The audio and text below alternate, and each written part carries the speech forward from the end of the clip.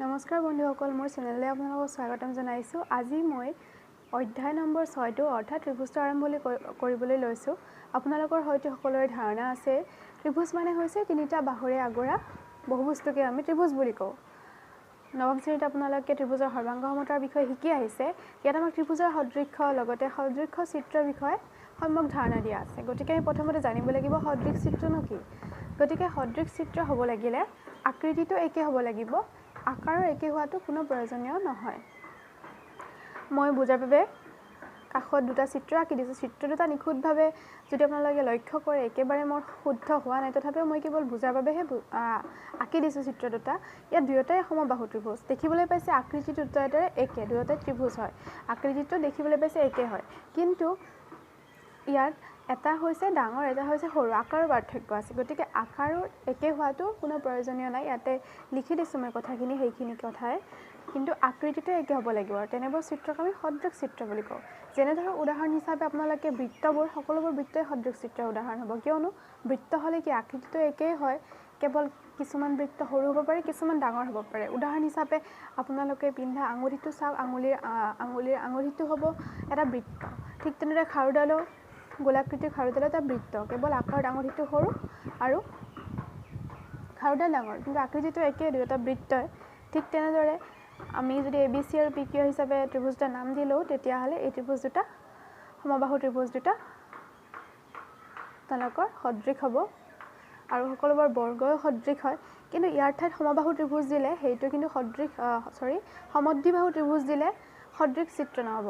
কাৰণ সমদ্বিবাহু ত্ৰিভুজ হ'লে দুডাল বাহু সমান, এডাল বাহু বেলেগ বেলেগ হয় আমি জানো। কিন্তু সমান বাহুডাল কোনোবাজনে আকোতে বেলেগ ছাইডেও দিব পাৰে, কোনোবাজনে আকোতে বেলেগ ছাইডো দিব পাৰে। গতিকে ত্ৰিভুজটো দেখাত কি আকৃতিটো বেলেগ বেলেগ হৈ যাব। গতিকে সমদ্বিবাহু ত্ৰিভুজলে নহয়।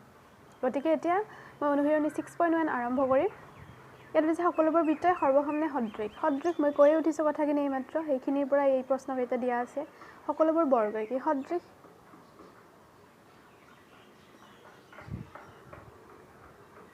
ইয়াত সুধিছে সকলোবোৰ সমদ্বিবাহু সমবাহু ত্ৰিভুজ সদৃশ। কৈ দিছোঁ মই অলৰেডি, সমবাহু ত্ৰিভুজ হ'লে সদৃশ হয়, সমদ্বিবাহু হ'লে সদৃশ নহয়। কিয়নো সমান বাহু দুডাল আপোনালোকে বেলেগ বেলেগ ছাইডত দিব পাৰে কিছুমানে, তেতিয়াহ'লে সমদ্বিবাহু ত্ৰিভুজটো সদৃশ নহয়, আকৃতিটো বেলেগ হৈ যাব। সমসংখ্যক বাহু থকা দুটা বহুভুজ সদৃশ হ'ব যদি সিহঁতৰ অনুৰূপ কোণবিলাক সমান হয় আৰু সিহঁতৰ অনুৰূপ বাহুবিলাক সমানুপাতিক হয়। আৰু এটা কথা মনত ৰাখিব যে সকলোবোৰ সৰ্বসম চিত্ৰই সদৃশ, কিন্তু সকলোবোৰ সদৃশ চিত্ৰই সৰ্বসম নহয়। কিয়নো যদিও সদৃশ হয়, সৰ্বসমতাৰ সকলোবোৰ নিয়ম নামানিবও পাৰে, গতিকে সদৃশ নহয়। ইয়াত এতিয়া 2 নম্বৰ প্ৰশ্নটোত আমাক দিয়া আছে এটা সদৃশ চিত্ৰ। মই অলৰেডি কৈ দিছোঁ সকলোবোৰ বৃত্তই সদৃশ, সকলোবোৰ বৰ্গই সদৃশ, সকলোবোৰ সমবাহু ত্ৰিভুজেই সদৃশ। আৰু এইযোৰ অসদৃশ চিত্ৰৰ উদাহৰণ দিব দি আছে। এই দুটাই যিটো 3 নম্বৰ কুৱেশ্যনটো দিয়া আছে, সেই দুটাই এযোৰ অসদৃশ চিত্ৰৰ উদাহৰণ। আৰু আপোনালোকৰ কিতাপতো কেইটামান উদাহৰণ দিয়া আছে, ভালদৰে পঢ়ি ল'ব। 3 নম্বৰ কুৱেশ্যনটোত দিয়া আছে তলত দিয়া চতুৰ্ভুজ দুটা সদৃশ হয়নে নহয় উল্লেখ কৰা। ইয়াত নহয় আমি দেখাত দেখিয়ে গম পাই গৈছোঁ, কাৰণ এটা হৈছে বৰ্গ, এটা হৈছে ৰম্বাস। আৰু আপোনালোকে কৈছিল যে বহুভুজ হ'লে যদি অনুপাতকেইটা সমানুপাতিক হয় আৰু কোণবিলাক একে হয় তেতিয়াহ'লে সদৃশ হ'ব। গতিকে নহয় এইটো। এতিয়া আমি কেৱল ত্ৰিভুজ এটা সদৃশ হয়নে কেৱল আকৃতিটো চায়ে ক'ব নোৱাৰোঁ। সেইকাৰণে কিছুমান ইয়াত নিয়ম দিয়া আছে যে সিহঁতৰ অনুৰূপ কোণবোৰ সমান আৰু সিহঁতৰ অনুৰূপ বাহুবোৰ একে অনুপাতত থাকে। ইয়াত যিদৰে দেখিবলৈ পাইছে, আমি ABC আৰু PQ দুটা ত্ৰিভুজ আঁকি লৈছোঁ। আগতে সঠিক হোৱা নাই, তথাপিও মই বুজাৰ বাবে লিখি দিছোঁ যে যদি অনুৰূপ কোণবোৰ সমান, অনুৰূপ মানে ইয়াত B কোণ Q কোণটো অনুৰূপ কোণ, কোণ A কোণ, কোণ P কোণ অনুৰূপ কোণ, কোণ C আৰু কোণৰ অনুৰূপ কোণ দেখিবলৈ পাইছে আপোনালোকে। মই একে একে কৰি দিছোঁ। কোণ B 40 ডিগ্ৰী, কোণ Q 40 ডিগ্ৰী, কোণ C 100 ডিগ্ৰী, কোণ R 100 ডিগ্ৰী। গতিকে কোণবোৰ সমান আৰু অনুৰূপ বাহুবোৰৰ অনুপাতৰ, অৰ্থাৎ অনুৰূপ বাহু AB আৰু PQ অনুৰূপ, তাৰ অনুপাত AB/PQ আমি উলিয়াই ল'ম। BCৰ অনুৰূপ বাহু BC/QR আৰু ACৰ অনুৰূপ বাহু PR AC/PR, তাৰ অনুপাতবিলাক উলিয়াই লওঁ। দেখিবলৈ পালে অনুপাতকেইটা একেই হৈছে। এনেদৰে যদি আমি কৰি চাওঁ, যদি আমি অনুপাতকেইটা একেই পাওঁ, তেতিয়া আমি এই দুয়োটা যদি চৰ্ত আমাৰ মানি চলে, তেতিয়াহ'লে আমি সদৃশ চিত্ৰ বুলি ক'ব পাৰোঁ।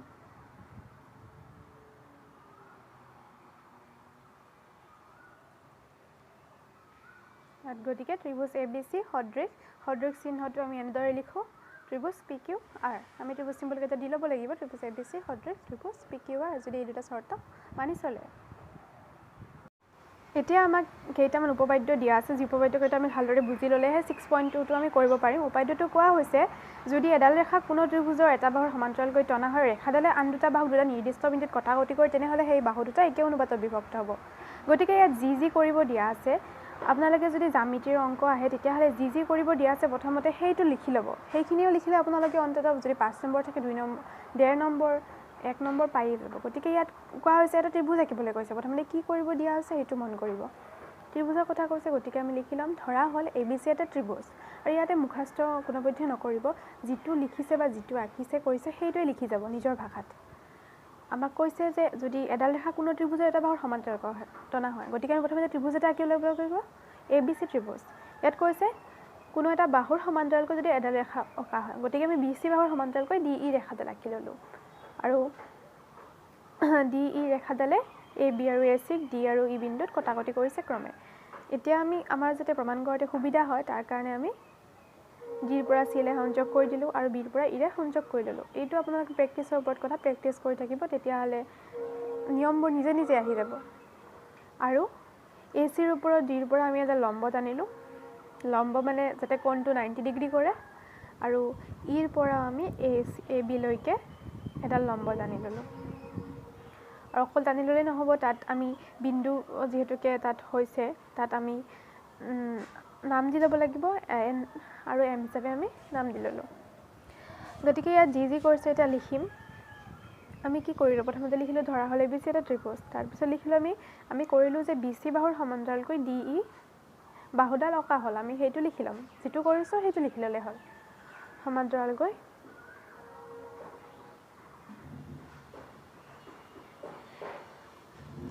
DE বাহুডাল অঁকা হ'ল বা অংকন কৰা হ'ল।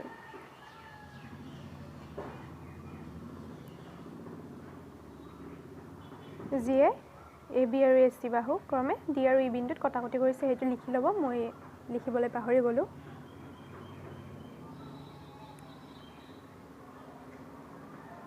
এতিয়া আমি কি কৰিছোঁ নেক্সট, EB আৰু CD সংযোগ কৰি দিছোঁ, সেইটো লিখিব, EB আৰু CD সংযোগ কৰা হ'ল।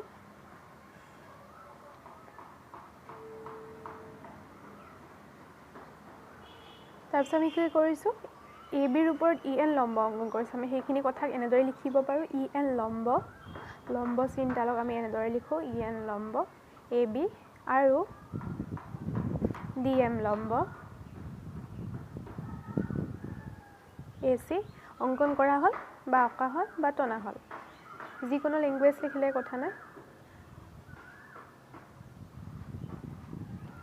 এতিয়া আমি প্ৰমাণ কৰিব দিছে কি, আমি প্ৰমাণ কৰিব লাগে যদি দুটা নিৰ্দিষ্ট বিন্দুত কটাকটি কৰে, তেনেহ'লে সেই বাহু দুটা একে অনুপাতত বিভক্ত হ'ব। অৰ্থাৎ যদি DE BCৰ সমান্তৰালকৈ কৰা DE ৰেখাডালে ABC যদি নিৰ্দিষ্ট বিন্দুত কটাকটি কৰে, অৰ্থাৎ D আৰু E বিন্দুত কটাকটি কৰে, তেতিয়াহ'লে নিৰ্দিষ্ট অনুপাতত বাহু দুটাত বিভক্ত কৰে। অৰ্থাৎ AD বাই DB, য'ত D বিন্দুত কটাকটি কৰিছে তাত ভাগ হৈ গৈছে AD বাই DB, ইকুৱেল এইফালে E বিন্দুত ভাগ হৈছে AE বাই EC, হয়নে নহয় তাক আমি প্ৰমাণ কৰিব লাগে। গতিকে প্ৰমাণ কৰিবৰ বাবে আমি ত্ৰিভুজ ভালদৰে আপোনালোকে চিত্ৰটোৰ লগত কৰি দিয়াখিনি মিলাই চাব, চিত্ৰটো চাই লিখিব, ডাইৰেক্ট লিখি নাযাব, চিত্ৰটো চাব আৰু তাৰপিছত লিখিব কি কৰিছোঁ, তেতিয়াহ'লে বুজাত সুবিধা হ'ব। ত্ৰিভুজ ADEৰ কালি আমি আগতে পাই আছোঁ, আমি ত্ৰিভুজ ADEৰ কালি এনেদৰে লিখিব পাৰোঁ, এৰিয়া অফ ADE এনেদৰে লিখিব পাৰোঁ। আমি জানো ত্ৰিভুজৰ কালি হাফ ইনটু ভূমি ইনটু উন্নতি বা প্ৰস্থ, কিতাপত প্ৰস্থ দিয়া আছে, উন্নতি বুলিও কওঁ আমি, হাফ ইনটু ভূমি ইনটু উন্নতি।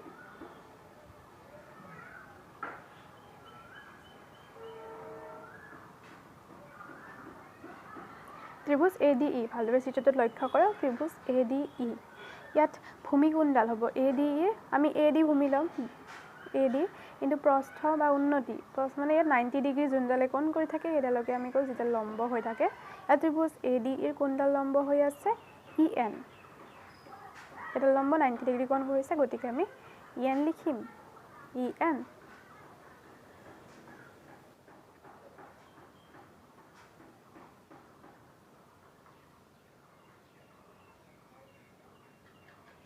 একেদৰে আমি উলিয়াম এৰিয়া অফ ত্ৰিভুজ BDE।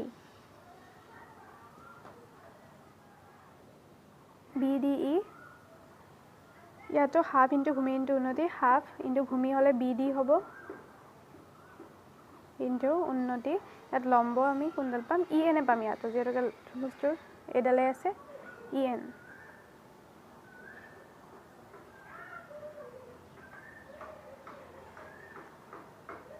আৰু ইয়াক আমি half into DB into AE into DM হিচাপতো লিখিব পাৰো এতিয়া এৰিয়া অফ ত্ৰিভুজ DEC লক্ষ্য কৰিছে চিত্ৰটোত আমি ইয়াত চালে পাম ভূমিটো EC পাম হাফ ইনটু EC ইনটু উন্নতিডাল DM এতেকে এৰিয়া অফ ADE আমি তাৰ পিছত যিকেইটা ওলালে তাৰ পৰা আমি এনেদৰে অনুপাতটো উলিয়াম যাতে কটাকটি যায় আমি যি AD বাই DB বা AE বাই EC সেইটো যাতে থাকি আমি উলিয়াব পাৰো আৰু তাৰ পিছত আমি ইকুৱেল বুলি প্ৰমাণ কৰি দিব পাৰো গতিকে ইয়াত আমি এনেদৰে লিখিলো area of AD by area of BD ইয়াত দেখিবলৈ পাইছে এটা কটাকটি যোৱাৰ পিছত আমি AD বাই DB পালো আমাক যেটো উলিয়াব দিছে তাৰ এফালৰটো পালো আপোনালোকে তেনেদৰে মিলাব চেষ্টা কৰিব কোৱেশ্চনটো আৰু এৰিয়া অফ এতিয়া আমি কোনটো কৰিলে আমি AE বাই EC পাম হেতু চাব লাগিব কি দুটাৰ অনুপাত ললে আমি AE বাই EC পাম আমি AD বাই DEC যদি অনুপাত ললো তেতিয়া হলে half into AE into DM divided by half into EC into DM ইয়াত কেনসেল যায় আমি AE বাই EC পাম দেখিলে আমি যেটো উলাব খুজিছিলো হেতু আমি পাই গলো তেনেদৰে আমি কটাকটি কৰাত গতিকে ইয়াত আমি যদিও পাই গৈছো কিন্তু দুয়ো ফালটো আমাৰ সমান হৈ থকা নাই 1 নম্বৰ 2 নম্বৰ ইকুৱেচনটো ৰাইট হ্যান্ড সাইড আৰু লেফট হ্যান্ড সাইড আমাৰ সমান থকা নাই গতিকে আমি ডাইৰেক্টলি ইকুৱেল বুলি লিখি দিব নোৱাৰো তাৰ কাৰণে আমি আমাক চিত্ৰটো ভালদৰে চাম দেখি যেহেতুকে ত্ৰিভুজ BDE আৰু ত্ৰিভুজ DEC একে ভূমি DE ৰ ওপৰত আছে চিত্ৰটো ভালদৰে লক্ষ্য কৰি থাকোতে ত্ৰিভুজ BD আৰু ত্ৰিভুজ DEC একে ভূমি DE দুয়োটাৰে ভূমি DE ডালে দেখিব DE ৰ পৰা দুয়োটা ত্ৰিভুজ সৃষ্টি হৈছে ওপৰত আছে দুয়োটা ত্ৰিভুজ মানে DE ডালে ভূমি দুয়োটা ত্ৰিভুজ লক্ষ্য কৰিব এইটো ত্ৰিভুজৰ DE ৰ ওপৰতে আছে এইটো DE ৰ ওপৰতে আছে লগতে DE সমান্তৰাল আমি পাইছো BC বা BC সমান্তৰাল DE একে কথা গতিকে ইয়াৰ ফলত আমি পাও জানো আমি এৰিয়া অফ ত্ৰিভুজ BDE ইকুৱেল এৰিয়া অফ ত্ৰিভুজ DEC ইয়াত মোৰ সি লিখা হৈছে এৰিয়া অফ BDC সি নহব area of BDE equal area of DEC যত মই লিখি ললো আগতে যেহেতু এৰিয়া অফ BDE ইকুৱেল তাতে লক্ষ্য কৰিব এটো লিখিছো মই ইয়াতে ভুল হৈ গল আপোনালোকে কাৰেক্ট কৰি লব area of BDE equal area of DEC গতিকে যেহেতুকে একে হৈ গল এতিয়া আমি যদি 1 নম্বৰ বা 2 নম্বৰ যিকোনো এটা ইকুৱেচনতে BDC ঠাইত এৰিয়া অফ DEC বা এৰিয়া অফ DEC BDC বহাই দিও আমাৰ লেফট হ্যান্ড ৰাইট হ্যান্ড মিলি যাব আৰু আমি এই দুটা ইকুৱেল বুলি ক'ব পাৰো এতিয়া নেক্সট আৰু এটা উপপাদ্য দিয়া আছে সেই উপপাদ্যটো মই প্ৰমাণ কৰি নিদিও কেৱল বুজাইহে দিও আপোনালোকে কিতাপত চাই ল'ব বুজি ল'ব এই উপপাদ্যটো আগৰ উপপাদ্যটো উল্টা এই উপপাদ্যত কোৱা হৈছে আগৰ উপপাদ্যটোত কোৱা আছে যদি আমি সমান্তৰালকৈ আকু এডাল ৰেখা এটা বাহু ত্ৰিভুজৰ তেতিয়া হলে একে অনুপাতত বিভক্ত কৰে ইয়াত কোৱা হৈছে যদি একে অনুপাতত বিভক্ত কৰে তেতিয়া হলে বাহু দুডাল সমান্তৰাল হ'ব অৰ্থাৎ যদি এডাল ৰেখা এটা ত্ৰিভুজৰ যিকোনো দুটা বাহু যদি DE এ ত্ৰিভুজ ABC ক AD বাই DB আৰু AE বাই EC বিভক্ত কৰে তেনেহলে সেই ৰেখাডাল তৃতীয় বাহুৰ সমান্তৰাল অৰ্থাৎ যি DE ৰেখাডালে ত্ৰিভুজটোক ভাগ কৰিছিল সেই ৰেখাডাল তৃতীয় বাহু অৰ্থাৎ BC ৰ সমান্তৰাল হেইটো এতিয়া আমি 6.2 টো আৰম্ভ কৰিম 6.2 ত আমাক কেৱল এই উপপাদ্যটো যি পঢ়িলো সেই দুটাৰ পৰা ইয়াত গোটেইবোৰ অংক গতিকে আমাক দিয়া আছে প্ৰথমতে লিখি লম কি দিয়া আছে DE সমান্তৰাল BC দিয়া আছে গতিকে আমি উপপাদ্য মতে জানো যদি এডাল বাহু ত্ৰিভুজ এটাৰ তৃতীয় বাহুৰ সমান্তৰাল হয় তেতিয়া হলে একে অনুপাতত বিভক্ত কৰে অৰ্থাৎ AD বাই DB ইকুৱেল AE বাই EC যেটো বিন্দুত কটাকটি কৰে তাৰ মাজত ভাগ কৰি এইকেইটা লিখি লব অৰ্থাৎ D বিন্দুত কটাকটি কৰিছে গতিকে AD বাই DB আৰু এইফালে E বিন্দুত কটাকটি কৰিছে গতিকে AE বাই EC এতিয়া আমাক মান উলিয়াব দিছে EC গতিকে বাকি কিটাৰটো মান দিয়াই আছে গতিকে হেইমতে বাকি কিটাৰ মান বহাই লম আৰু কেৱল সিম্পলি সলভ কৰি যাম এইখিনিটো আমি আগৰ পৰা জানোই এইখিনি সৰল কৰা 1.5 into EC to cross multiplication কৰি দিছোঁ cross multiplication মানে যদি 1.5 by 3 equal 1 by EC দুয়োফালে পূৰণ চিনৰ নিচিনা আঁকি দিয়ে তেতিয়াহ'লে 1.5 ৰ লগত EC টো ইনটু হ'ব আৰু 3 ৰ লগত 1 টো ইনটু হ'ব গতিকে আমি EC ইকুৱেল টু পালোঁ 1 by 0.5 2 centimeter. Next 2 number question to আমাক দিয়া আছে একেদৰে 2 নম্বৰ কুৱেশ্যনটো তো দিয়া আছে ডি সমান্তৰাল BC আপোনালোকৰ সকলোৰে ধাৰণা আছে তথাপিও মই এবাৰ কৈ দিছোঁ সমান্তৰাল ৰেখা মানে হ'ল এনে দুটা ৰেখা যিটো আমি অসীমলৈ বঢ়াই দিলেও কেতিয়াও কটাকটি নকৰে যেনেদৰে ডি আৰু BC যিমান দূৰ বঢ়াই দিলেও এই কটাকটি নকৰে এটুকে DE সমান্তৰাল BC দিয়া আছে গতিকে উপপাদ্য অনুসৰি আমি লিখিব পাৰোঁ AD by DB equal to AE by EC আৰু যিকেইটা মান দিয়া আছে আমি সেইটো লিখি ল'ম আৰু আমাক AD উলিয়াব দিছে চিত্ৰত ভালদৰে চাইছে আমি ভালদৰে বহাই ল'ম আৰু AD ইয়াৰ পৰা আমি উলিয়াম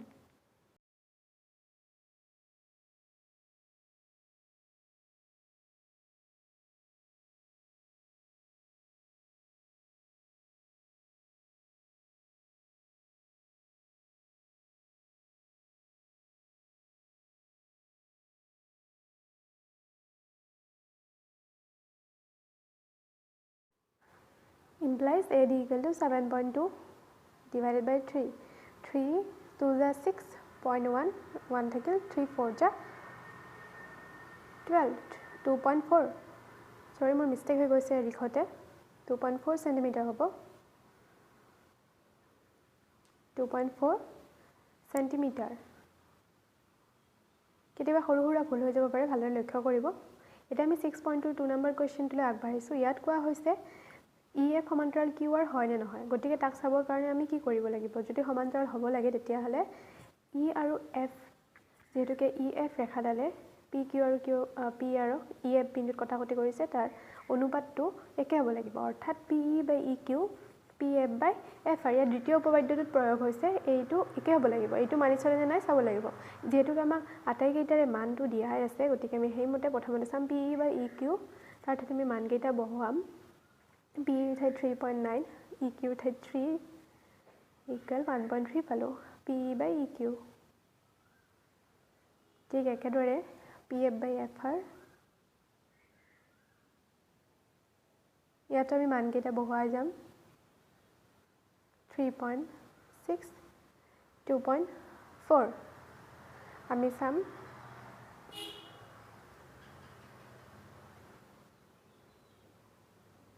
Three by 2 equal 1.5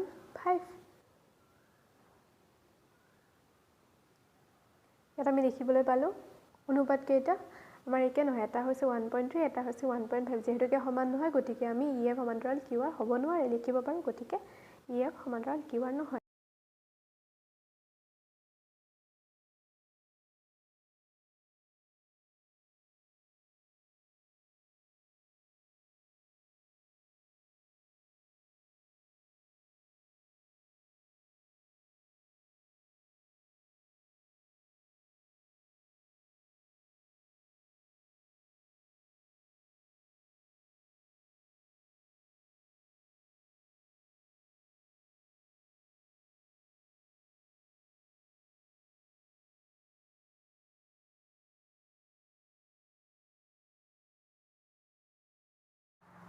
দুই নম্বৰটো ঠিক একদম আগৰটোৰ নিচিনাই ছবিটোৰ লগত মিলাই আপোনালোকে কৰি চাব মই ইয়াত কৰাই দিছোঁ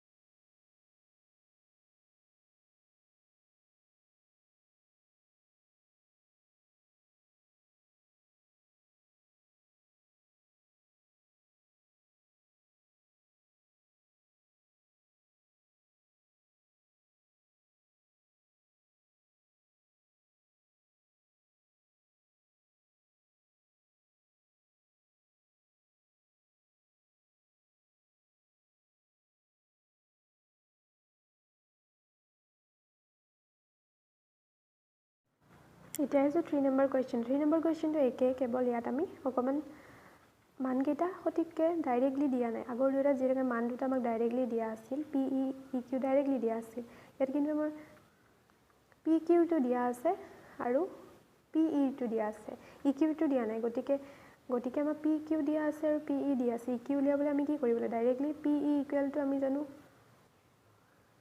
P E plus E Q প্ৰথমতে আমি কি কৰিছোঁ যি দিয়া আছে এইকেইটা লিখি লৈছোঁ ট্ৰিপুজ পি কিউ আৰু দিয়া আছে কিহৰ মান দিয়া আছে P Q equal 1.28 P E equal to 0.18 লিখি ল'লোঁ গতিকে যিহেতুকে P Q equal to P E plus E Q যিহেতুকে আমাক ই কিউৰ মানটো লাগে চাবলৈ ই এফ সমান্তৰাল কিউ আৰ হয়নে নহয় অনুপাতকেইটা ল'বলৈ আমাক ই কিউৰ মানটো লাগে গতিকে আমি উলিয়াই ল'ব লাগিব গতিকে ই কিউ ইকুৱেল টু আমি পালোঁ 1.28 মাইনাছ 0.18 ইকুৱেল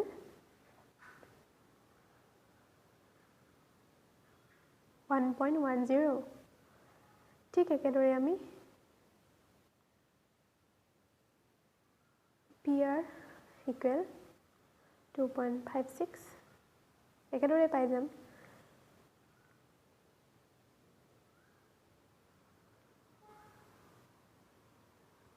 দিয়া আছে P R equal to 2.56 P F equal to 0.36 আৰু এফ আৰৰ মানটো আমি একেদৰে আগৰ নিচিনাই পি আৰ যিহেতুকে দিয়া আছে টোটেলটো দিয়া আছে আমি মাইনাছ কৰিলে পাই যাম টোটেলৰ পৰা পি এফৰ মানটো মাইনাছ কৰিলে এফ আৰ পাই যাম এতিয়া আমি অনুপাতকেইটা আমি পাই গ'লোঁ উলিয়াই লোৱা গতিকে অনুপাতকেইটা বহাই দিম আৰু যদি মিলিছে চাম তেতিয়াহ'লে যদি মিলিছে সমান্তৰাল হ'ব আৰু যদি মিলা নাই তেতিয়াহ'লে সমান্তৰাল নহয়